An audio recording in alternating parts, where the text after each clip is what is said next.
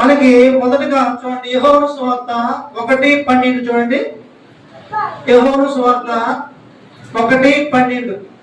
తండ్రి ఎందరు అంగీకరించిరో వారికి అందరికి అనగా తన నామమందు విశ్వాసముంచు వారికి దేవుని పిల్లలకు ఆయన అధికారం అనుగ్రహించెను.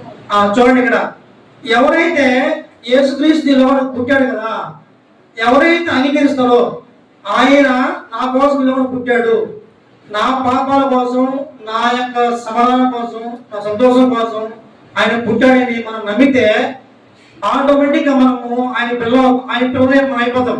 ఆయన కుమార్తెలుగా మనం మారిపోతాం. అది మనకు ఒక దేవుడిచ్చిన గొప్ప బ్లెస్సింగ్. అందుకనే మనం అన్యజనులమే, అంటే యేసుక్రీస్తు మనం ఎరగక ముందు మనము అన్యజనులము, అంటే పాపులము, లోకానుసారమైన మనుషులము.